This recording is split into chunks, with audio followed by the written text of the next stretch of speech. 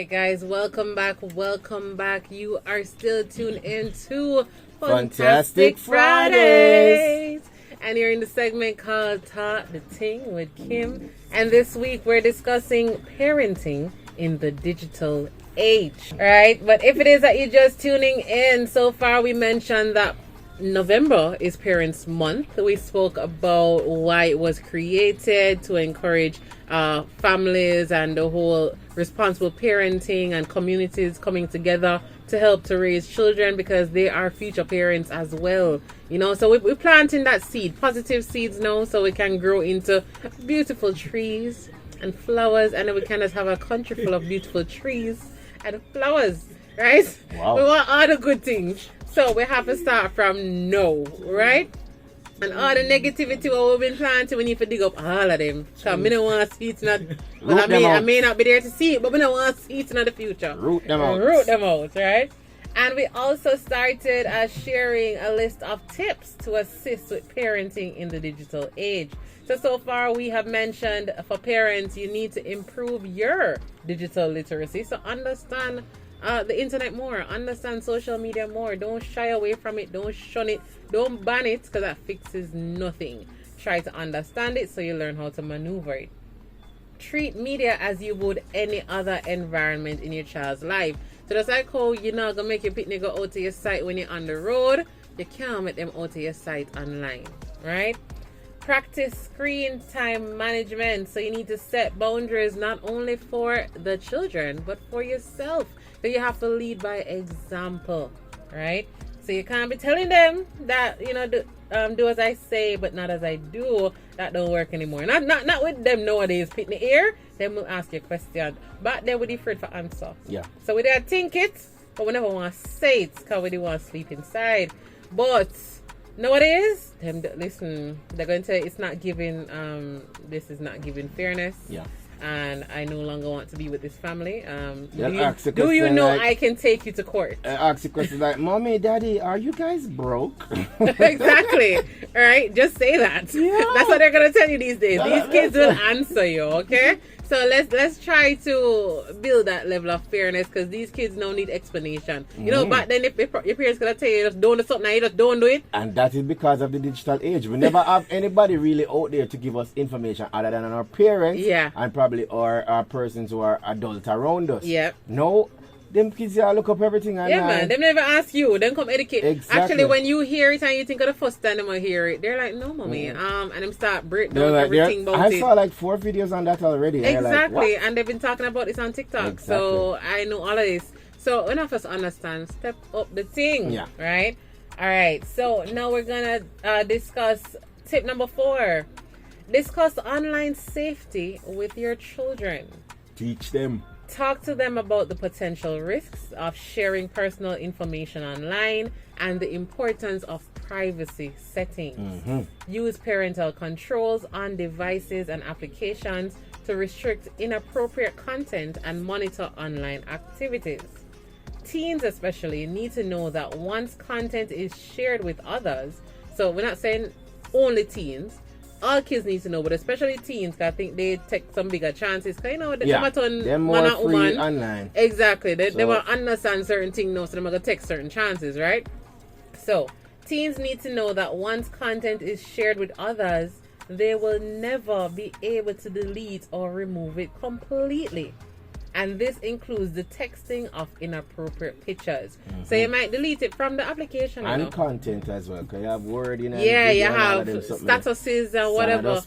And you think, so you delete it and okay, you're good because it deleted. No, it's stored somewhere. It's somewhere in the cloud or somebody screenshot it or something, right? Yeah. So it's never truly completely deleted.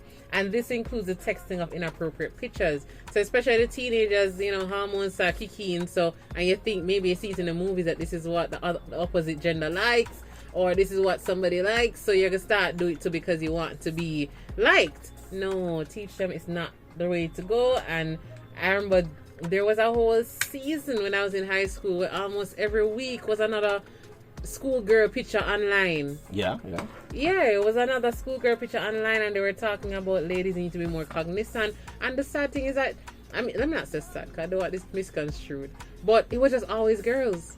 So the Well, guys have not taken a chance there, you know, or maybe because the world not making men feel attracted, so they feel like, oh, you know, she wants to see my chest, I see my chest. Well, I You mean, know? for the guy, it's gonna be one thing, you know, and then for even that one thing, it's not gonna be something that's shared. Exactly. For the girls, no, you But know. for the girls, they were always doing Yeah. it or always encouraged to do it, and then it was always problematic. I've seen girls break down because the whole internet have them all over the place, right? So you need to teach your kids this, right? As I say, you can't shun the internet away from them. You can't hide it. It exists. So teach them how to use it. They may also not know about or choose not to use privacy settings. And they need to be warned that sex offenders often use social networking, chat rooms, email, and online gaming to contact and exploit children. Yep. So there has been quite a few stories along that line. I remember there was one recently. It was in the US and it was gaming that was happening, and eventually, I guess because they built a friendship online, and the online friend suggested that the girl come meet him. You know? So we need to be more cognizant. That's what I'm saying. You can't leave them unattended. And then that ties into tip number 5. Screen time shouldn't always be alone time. All right. So co-view, co-play, and co-engage with your children when they are using screens. It encourages social interactions, bonding, and learning. Play a video game with your kids. It's a good way to demonstrate good sportsmanship and gaming etiquette. Watch a show with them. You will have the opportunity to introduce and share your own life experiences and perspectives, as well as guidance. Don't just monitor them online. Interact with them so you can understand what they are doing and be a part of it. So instead of every second them want to watch Netflix, them go watch a show alone, watch a show with them. If them into gaming, yeah, it might not be your thing, but for the sake of your child, bond with them, learn it. Make them laugh after you while you learn, right? But get involved in it. It's actually, I believe it opens up the communication channel a bit better that way, compared to you not understanding anything about it and asking me about it, right? So I mean, share 2 TikTok video, share 2 Instagram video. Oh, you found this funny? Yeah, just send it to them. Yeah, get involved, engage with your children. Number 6, know the value of face-to-face communication. All right. So very young children learn best through 2-way communication. Engaging in back and forth talk time is critical for language development. Conversations can be face-to-face or, if necessary, by video chat with a traveling parent or faraway grandparent. Research has shown that it's that back and forth conversation that improves language skills much more so than passive listening or one-way interaction with a device, you know, because most of us, I think parents like to find one of those educational YouTube videos and say, oh, go and go listen to so and so and learn how to say ABC. The back and forth works better. Actually, if you realize, and I've been noticing it more and more these days, if you go to a family, I know most people have said it to me and I didn't really understand it. They say when they hear me, they hear my sibling. Mm-hmm. Or when they hear me, they hear my mother. And it's not necessarily because we have the same tone of voice, but we all speak similarly. And it's because of the back and forth conversation. We learn, even the way we pronounce certain words is probably the same because that's what we heard growing up. So now we start pronouncing it the same way. So it just shows you that conversation is essential. And then that is why we have half of them pitting here nowadays who twanging because it be an online application to teach them how to talk. So we have also British Peppa Pig. I've heard my nephew had that whole phase. Was that British Pig? You know, Mr. Lisa, you never bought it? Literally, and because Peppa Pig was like, no, Peppa. Literally, that's what they talk. And he always spoke like that because online was where he was learning his speech skills from. Yeah, I mean, when kids remember that they are what you call copy bugger, you know, them a sponge, them just soak up and put out. So and that's how you must talk to them. all these things where you give them these different mediums, you know, will have to relate to them to say, hey, this is, you know, how we communicate. But at the end of the day, anything you're doing, have some active involvement in the thing. But as Kim said, I just left them with Pepper and left them with Dora for them go explore where they want to explore. And Coco Melon, because I learned about that the other day. Exactly. And all of these other applications. I think every kid knows that sound by heart now. Yep. So once you play it anywhere, they'll say the rest of the phrase. Once you hear that sound, they'll say Coke. Right. Yes. So trust me, that just goes to show that, yeah, they're soaking it up. So ensure that you are there in that learning process. Exactly. So that you're, yeah. So that is something, as I said, I remember my brother was like, sometimes one of England in born, because he doesn't have the accent part, but that's because he was consuming it that much. So they had to also tone it down and be more interactive with him, right? So that's tip number 6, which was to know the value of face-to-face communication. Tip number 7, encourage open communication. So foster open communication with your children about their online experiences. Create a safe space for them to share any concerns or issues. Be approachable. Let me highlight that one here, because I feel like this puts so many kids in problem when we're younger because our parents weren't approachable. So even if you did want to tell them, because you know the problems are going to come with it, or the cussing you're going to get, or the beating, you know, but I say nothing, right? I mean, we had phrases from them time. We have phrases, let's say, speak when you're spoken to, answer when you're called. So if you have a concern, you can raise it yourself. You wait until somebody asks you a question. And you always have parents with this attitude to say, as soon as the child come, let's say for example the child talking to you about them toy and say, oh, this one broke my toy. Nobody come to me with no foolishness. Exactly. So we're not listening to our kids. Any other concern, they're not going to come to you. Run to you again. Because the last time they tell you so you run them. Foolishness. Yeah. The last time them talk to you, run them and you tell them say it's foolishness. So we have to be more cognizant of the things that we do, and as I said, be approachable. Make sure your children feel comfortable coming to you with problems, whether they're related to online activities or not. So even if the thing them tell you are going to upset you, something you have to hold it. Hold it like a G. Hold it and then deal with it after and try to find a rational way. Because it might be something very upsetting. Might be, boy,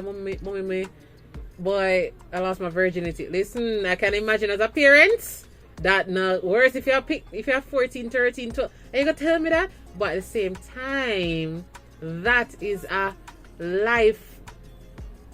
How you deal with that in that moment can set your relationship for life with your child. That's a life lesson right there. That's what I'm saying. A life lesson, and it can form a relationship. That's what I was looking for. A pivotal moment that can change the dynamic between you and your child, depending on how you deal with that. It's rough, It's rough. But you have to learn how to navigate situations like that without just losing your cool arm. But back then, parents, I don't hear it as much now. I figure I still say it, but back then them say, bring the pitney in your hand, see. Right? Yeah, you better to try bring the pitney in my yard. And then because of that, we're going to put you out, or you're there for your own and all of something. So exactly. But then guess what that caused? That caused, I remember there was a season as well where you had girls mixing up rusty nail with Pepsi and them. So and other things we kill them. Ways of others. Seeking other ways because I could not come and tell my parents. So guess what? My ears say if you do certain things, you can't get rid of the belly. So guess what? I'm gonna do it. And then we found out this was killing some girls. So because of that lack, you could not approach your parents. That is what it pushed kids to do, right? So just to encourage you all, whether it's a tough situation or not, you have to ensure your children feel comfortable coming to you. And you're not going to applaud them. And you're not going to make them think say it's right. You're going to make them know it's wrong. But you're going to be supportive in it. And then not only that, I mean, some situations, you don't have to, as Kim would have want to say, punish or scold them in the moment. Sometimes there are many things to be taught before the discipline comes into play. Yep. You have safety, you have caution, you have mental health concerns that you need to take into play before you just run and bash and run and so think about these things. Not just come with the negative first. Think about how best you can communicate, then you teach them what is right from wrong or what could have been done otherwise. Exactly. Communication is where that comes in, and that reminds me of stories I've heard when them say, like your mother tell you, say don't climb the tree, and you climb the tree and you drop out and she beat you up on top of it with a broken. That don't make no sense. Well, you see in that case, when the child falls, then we understand you have to make sure say them alright, check on the hand, do look a bandaging. Then afterwards you tell them, say listen me, you see what happened? But you can't just watch your child with the broke hand there, and I beat them and cuss them. Look how you broke your hand, I go and broke your next hand. And literally those words. That is how is that? That's not safe for nobody. You know, that not help nobody. So, yeah. I love how you mentioned that because I've definitely heard that one. Not personally, big up mommy. Not personally, but I've heard it from other families, you know. These are things that are said out there. And it's still happening. So, as I said, we growing up may not have known better, but now that we're adults and we can reason and understand differently, try to be a better parent, you know. Try to use probably your upbringing that you didn't like and say, boy, you don't want your child to go through that. Things you can adjust. Things you can adjust. And guess what? No matter how hard they try, they're going to make them own mistakes. Give them room to make their mistakes. I said this to my mother the other day because like I realized she and my little brother, almost everything him do, I have to get her consent. And I said, listen, you have to make him decide for him own. Yes, you don't want him to do anything wrong, you don't make no mistake, but guess what, you know what you know because you made your mistakes. And Kim, as you say, your little brother, you have to let the people know that he's your big little brother because it's not like him at 5, right? Yes, he's an adult. Exactly. He's 26. Exactly. But that's the thing. No, I get you know, Yeah. but when you just tell the people, say, oh, my little brother any age younger than me, me look like 18. But I'm just saying, when they tell them, say, my little brother, you might go to my mother for everything. They're like, they'll be like, oh, a 5-year, of course, go to your mother for everything. But he's an adult now, so yeah, and then time usually, to at least if he does something opposite and exactly what she say going to happen, then he's like, oh, you see me. I say, you can't do that neither. Give him room to make his mistakes. And then you can it's hard to see, but give him the room, right? So that's something I think more parents need to adopt. Number 8, create tech-free zones. So technology-free zones. All right, or as we call them, we call it now off the grid. Off the grid, right? Sometimes we just take a pause. Yep. So keep family meal times, other family and social gatherings, and children's bedrooms screen free. So once you're not going to bed, once you're not going to the room, you have to do it now. You know, the main areas. Because I need to know what you're up to. You can't lock up in the room and I know what kind of thing you're going with. So the children's bedroom should be screen free. Social gathering and even just dinner time. We not carry phone come on the table. That's disrespectful. And then at Jamaica this still not because we know all things set and everybody child have room for themselves. That's true. So you know sometimes you can set that as a time frame as Kim say. Yeah. So you know bedtime is 7. So you know say screen time locked from 6 no matter which room you're in because sometimes the child room, I want to bed over by the TV side. You know. That's the reality. So, you know, I've got to have the screen in the room. So you just know, say, everything off 1 hour before bedtime. Yes. Set a little guideline. You test it out yourself. See if you can manage it. And then, like him say, you can just tell the child and you know, follow and you yourself not do it either. Yes, exactly. that's an example as well. Yeah. So turn off your televisions that you aren't watching. I know how we love the background noise. Because background TV can get in the way of face-to-face time with kids. Recharge devices overnight outside your child's room to help him or her avoid the temptation to use them when they should be sleeping. These changes encourage more family time, healthier eating habits, and better sleep. Okay. Tip number 9, and I feel like a lot of parents are guilty of this. Don't use technology as an emotional pacifier. What does that mean, Kimmie, Kim? So, media can be very effective in keeping kids calm and quiet. All right. But it should not be the only way they learn to calm down. So, you know, when they're picking them up and the parents say, give her the phone. Give her the phone. I can't bother. Why you mash up the place? I'm my phone. But that's what they do. And the place you mash up with a busy about your phone. But a lot of times, parents, when they're trying to get their kids out of their way, just give the kid the tablet. That's just before make him go about him. Exactly. I have work I do. I have things I do. Just give him the tablet. All this can have work for them. Or if they're upset or they're crying, just going to give them something to pacify the situation. That is actually very dangerous, right? So it can't be the only way they learn to calm down. It can be one of the ways, but it can't be the only way. So children need to be taught how to identify and handle strong emotions, come up with activities to manage boredom or calming down through breathing. Talk about ways to solve problems and find other strategies for channeling emotions. But you can't keep on putting a band-aid on it and give them a technological device and say, hey man, go and go watch some music. Well, listen to some music, watch a movie, go up on social media because you are busy right now. It's a lot of parents, I think, if not all, I don't want to say all, But most are very guilty of this. I've seen it around me a lot. Then just give the kid the tablet, and that is just life. And the worst thing about it is just that basically the parent is also victim to having their device as their pacifier, their emotional pacifier. That's true. Because they are on their device 24/7. So here what them do now, just pass on the trait to the child. But guess what? You need your discipline yourself, and then you'll understand why it's important to have the discipline for the child. Exactly, right? And then for tip number 10, it's okay for your teen to be online. As I said earlier, it's not to shun them or ban the internet. It's okay for them to be online. Online relationships are part of typical adolescent development. All right, we now go now. back. When it comes to online relationships, it's basically what we're talking about. Interactions with people. And online overall with the internet. Right. So you should not tell us about saying we're not saying for good day. Relationship with nobody. That's true. No, we're just talking about interaction online, as in, you're gonna have a different community out there. Friends might be online. You have your, I don't know, social media possibly, like a friend request on Facebook and so on. You're gonna have probably even a WhatsApp group and these communicational things. Yeah, that came at that.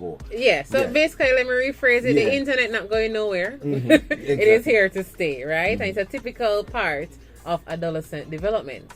Social media can support teens as they explore and discover more about themselves and their place in the grown-up world. Just be sure your teen is behaving appropriately in both the real and online worlds. Many teens need to be reminded that a platform's privacy settings do not make things actually private, and that images, thoughts, and behaviors that teens share online, or even kids, will instantly become a part of their digital footprint indefinitely. So even as Lionel said earlier, the 1 and 2 status in a share, we see it in social media nowadays. You have some comedians from decades ago, they make a certain joke before they were nobody ever know about them. And all of a sudden, somebody dig it up from 2 decades ago and say, oh, this person is like this because you posted this 20 years ago. Yeah. Right? So it never goes away, right? So it's going to be a part of your digital footprint indefinitely. So keep lines of communication open and let them know you're there if they have questions or concerns. And the bonus tip, and I think the most important tip of them all, remember that kids will be kids. What that mean? Kids will make mistakes using media. Try to handle errors with empathy and turn a mistake into a teachable moment. But some indiscretions, such as sexting, bullying, or posting self-harm images, may be a red flag that hints at trouble ahead. Parents must carefully observe their children's behaviors and, if needed, enlist supportive professional help, including a family doctor, because sometimes it's something therapeutic. They can recommend it to a doctor that say, boy, them know teenage behaviors, because you have people who study this is their field, right? So they can say, boy, they're acting out because of this, or they feel like they're seeking attention elsewhere by sexting other person because of this, So it's just a bonus tip. Remember that kids will be kids. And then I'll put that a translation to that as well. As you said, kids will be kids.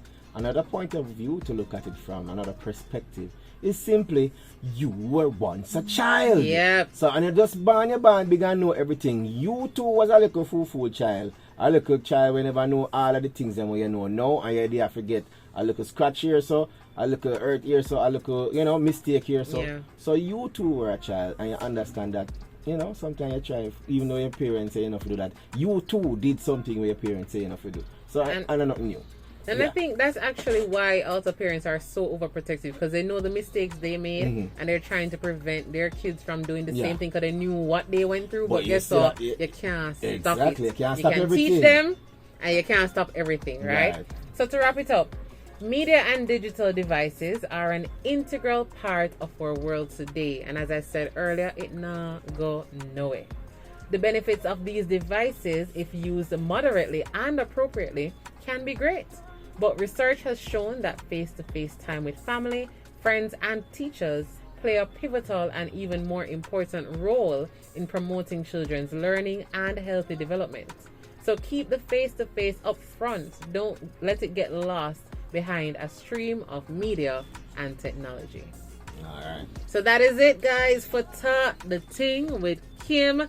I hope that it was very insightful. I know I learned a lot. I hope you did too. But guys, thank you for tuning in every single week. We love and appreciate it. And we look forward to seeing you next week. And congrats to all our winners for today. Congrats to Tiffany. Congrats to Kai. Congrats to Too Cute. Kingdom Queen Large Up on Herself. Congrats to also Ricardo Porteous. And to Tiffany, the other Tiffany that won the credit prize giveaway. And the family, the auntie, uncle, sister, the whole Cara Uno. son, whole Cara Uno. Look out for recall. Have a fantastic weekend. Large up yourself, MV Stone, Jada from the Wader, Chevy Dunn from the drums, them. Yeah, you're the rhythm and the drums. Here we go. Be safe out there, guys. 10 seconds. DJ MV Stone. I got a feeling that tonight